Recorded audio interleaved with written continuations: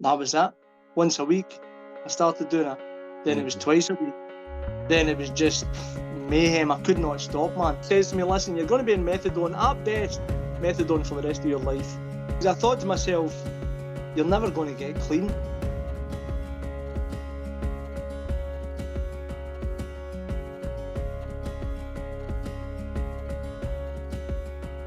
Bucko, tell us where did you grow up, Bucko? Where are you from? Where did I come from? Well, I was actually born in London, Terry. I was born in Hammersmith. Aye, I was born in London, 1971. You ever heard the song White Man in Hammersmith? That was about me, The Clash. But back then, right, so my father was Irish, from Portlaoise. Was my he? Real father. Aye, my real father. I'm only learning things now about you, and I know years. Yes. So, him and my mother basically kind of ran away. Do you know what I mean? Having a child out of wedlock and all that kind of stuff back in the early 70s. And back then in Hammersmith, it was only blacks and Irish that lived there. Right. It was all the outcasts that lived there. It used to be up in all the hotels. No blacks, no Irish, no dogs. That's what it used to say on the windows of the hotels and that. So I gather. So I'm told. So basically, my father, he was a worker. He worked in the roads and that, but he was an alcoholic. He was an alcoholic, and I've never seen him since I was 2. My mother left him when I was 2. My mother had a bit of drinking problem as well, but I wouldn't have said she was. She managed to look after me, and she ended up getting saved herself years later. But praise the Lord. So we moved away. She basically took me away from him when I was 2 because he's drinking. Yeah. He was getting really. His drinking was getting away out of order, basically. He still worked and every day, but he would come home at night drunk. He would wake up in the morning and drink, go to work, and but I haven't seen him since I was 2, and I often wonder what happened to him and stuff like that. But I actually went to the Irish Centre in Liverpool to try and find out. But they never ever get back to me. I was in the home at the time. I ran the re-entry side of the home at the time. Right. No. So basically, we left there when I was 2, back to Scotland. Then, when I was about 5, my mother met my stepfather, who was a Romany traveller. Right. So I grew up in the travelling community most of my life. I grew up in the travelling community. My stepfather, he wasn't a drinker, but he was a hard man. He was quite a violent man. He used to batter me and my brother all the time. But he's now also saved. It was him that led me to the Lord. He led me to the Lord. And 5 days later, I ended up here in Liverpool in the men's home, Victory Outreach. So, but growing up, I always felt different. You know that? I always felt a bit an outcast. Yeah. I went to about 5 different schools. Thrown out of them all. No, I was quite a good kid, to be honest with you, Terry. I was terrified of old man. Right. So I wouldn't have. So bringing trouble to the door, coppers or anything. No. They hated the policeman. He'd done time for armed robbery when he was younger than that. So he hated the policeman. So he says, listen, bring the police near this door, I will kill you in front of the police. So I used to think, no chance, man. No trouble. So I never got into trouble till my later years. I got into prison and that. But when I was younger, I was quite a good kid, but I always felt different. I always felt like a bit of an outcast. Do you know what I mean? Yeah, growing up in different schools and I found my place. I was never into anything really. BMXs and motorbikes and stuff like that. I was into that kind of stuff. Floating. Fishing, just floating about. But I got into the boxing when I was in my early teens. Well, I always liked boxing, but I was in my early teens. I got into the boxing. I loved that. I'd done that for years, and that was my kind of thing. Till I got into taking drugs and drinking. In my later teens, 16, 17, I would say 16 or something. Yeah. Started having a wee drinking that, and I liked that was the start of it. That was the start. I remember having my first drink and that and thinking, this is all right, feeling different, getting out of yourself, you know what I mean? Confidence and getting girlfriends and stuff. You finished school and that, did you? Well, Yeah, thereabouts. officially I finished school, but unofficially I started work when I was 14. Did So you? I started my first job when I was 14, aye. Yeah. Then I went back to school for a wee while. But it was one of them, it was just appearance, nobody even bothered. But they probably Yeah. never even knew I was there, Terry. Yeah. No, No interest. Yeah. I didn't like school. Yeah. Although I went, I didn't like it. I just wasn't interested in.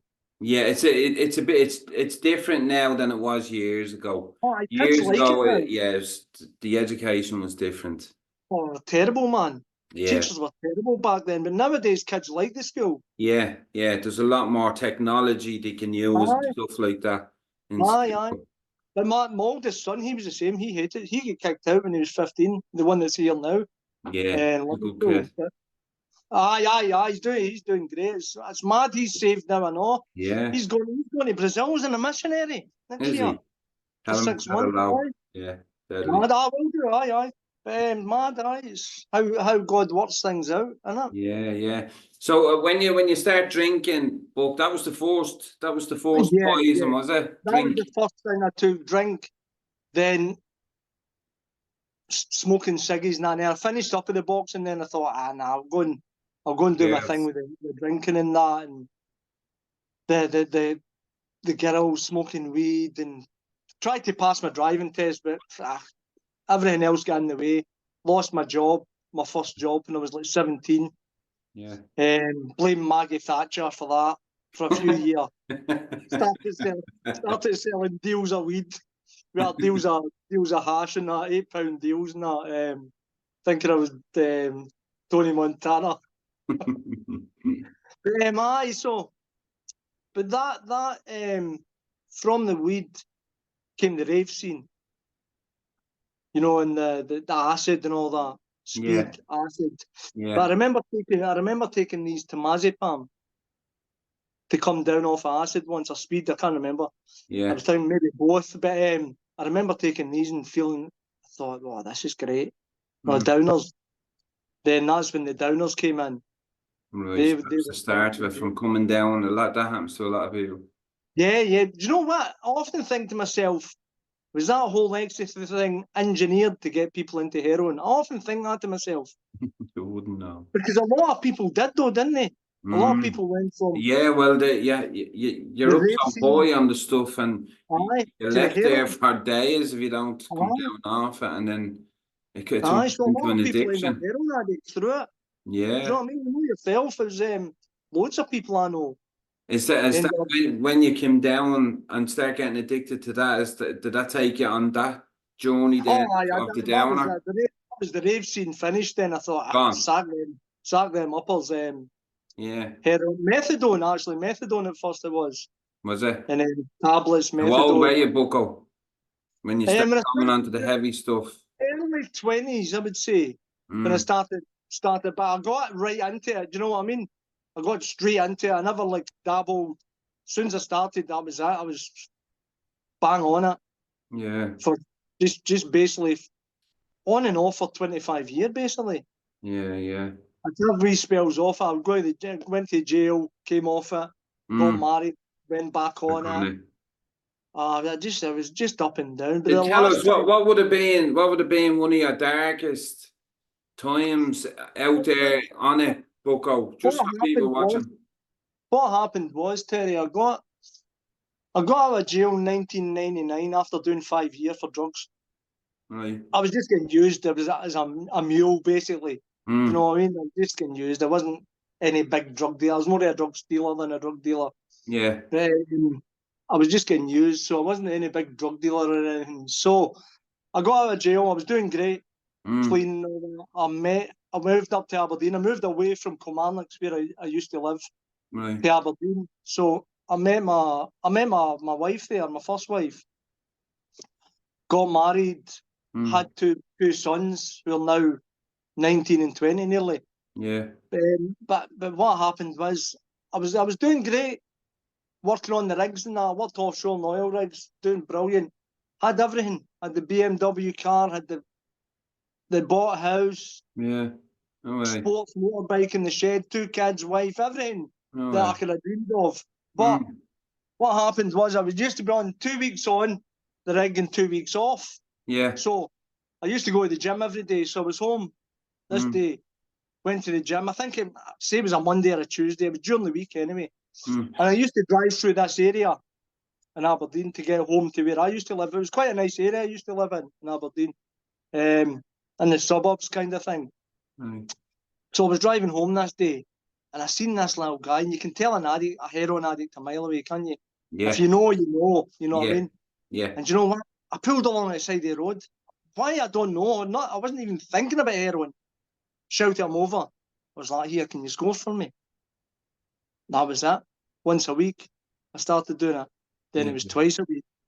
Then it was just mayhem. I could not stop, man. I could not stop. And do you know what? Sorry, Terry. How long did it take to mate, boil level control? See, 2 months. And every time I was home from the rigs, I was using. I wouldn't take anything away with me. Yeah. But in the end, for the last 7 years I was on the rigs, I was rattling every time I was away. In the middle of the North Sea, 12-hour shifts, not sleeping. That was terrible, man. You lost everything?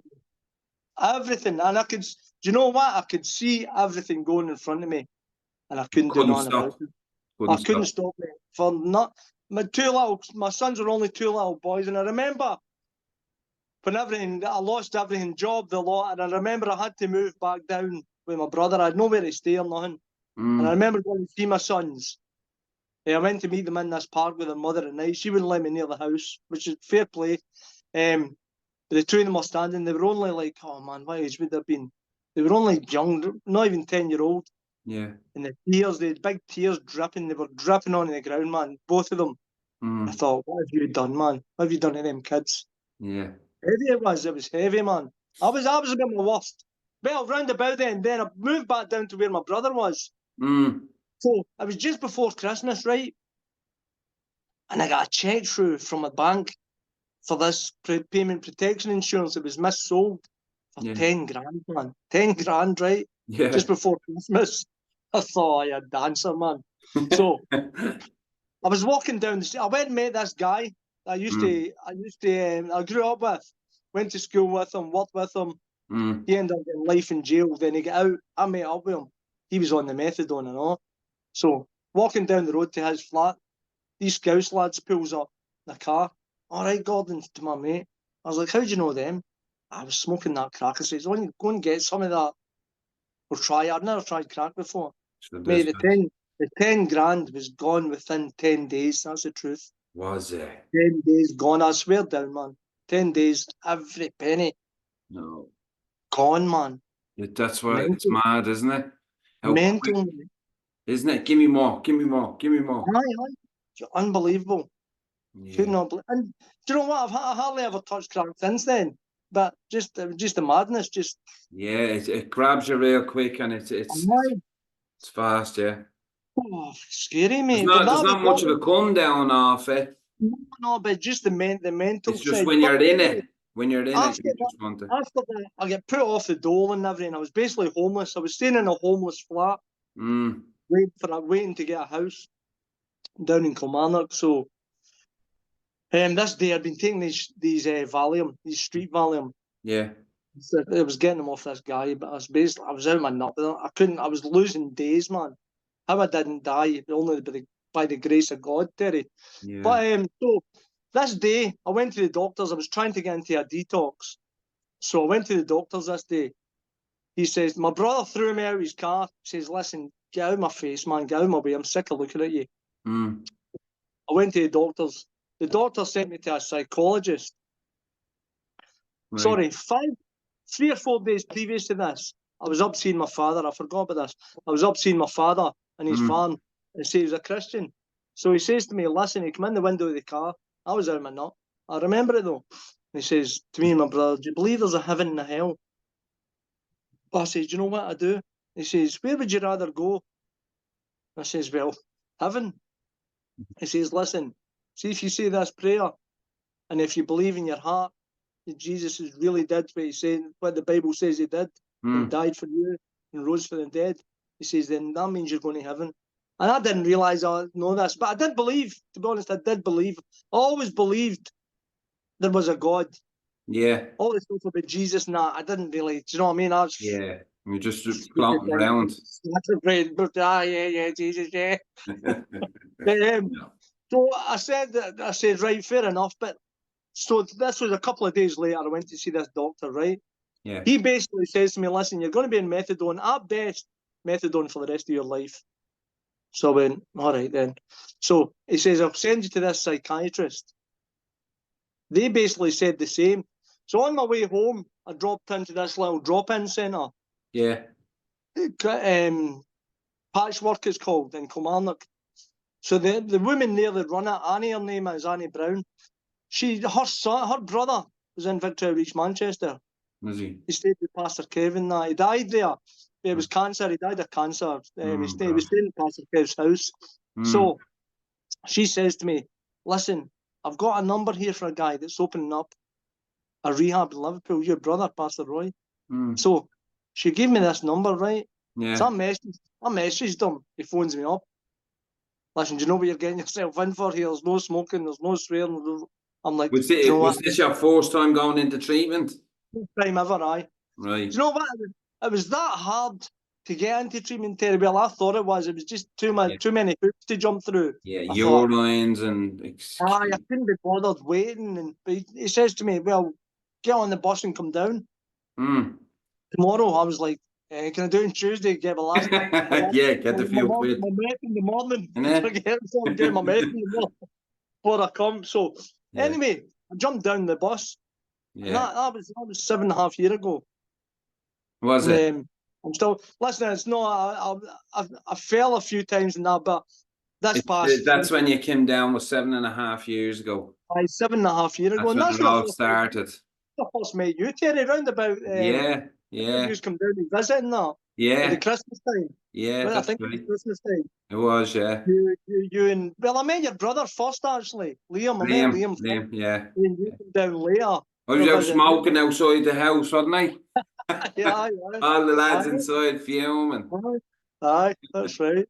Yeah. That's when Alan just come in, actually. Yeah, and then I ended up in the house, which is... I know, aye. Mad, eh? Yeah. Mad. So, since you got down, Bucko, you know, how do you describe your what you call it, your transformation? How would you describe it, like, and your life?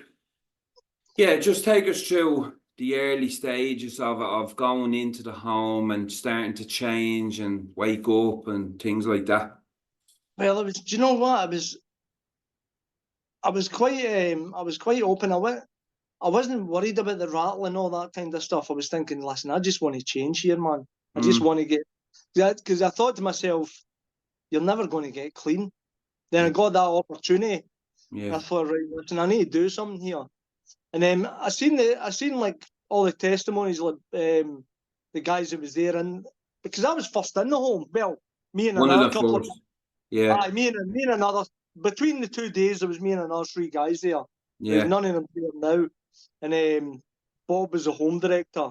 Then we went down to Manchester to the church and speaking to guys like they'd changed their lives, and I thought, no, what, if it works for them, it can work for me.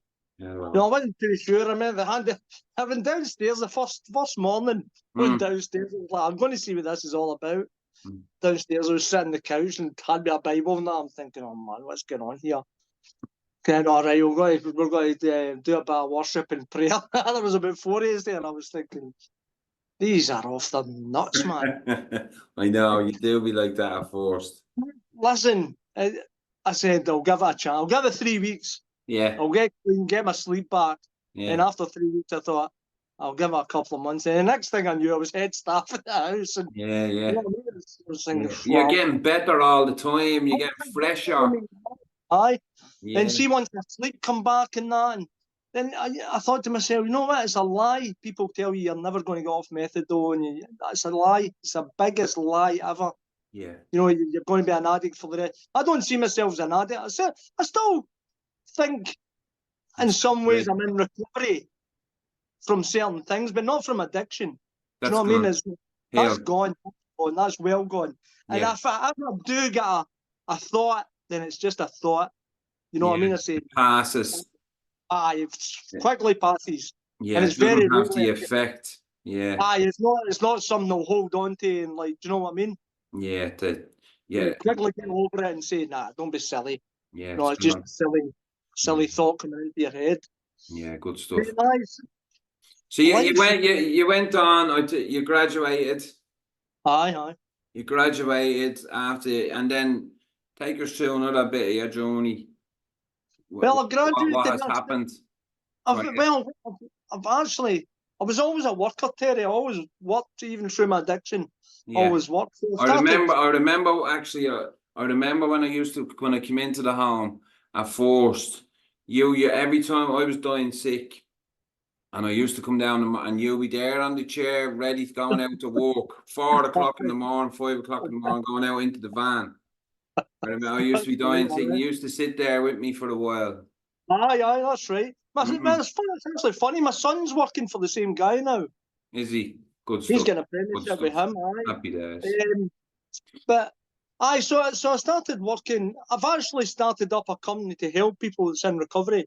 Yeah. It's like a non-profit organisation. Good stuff. Like a CIC company. Right. What's the name of it?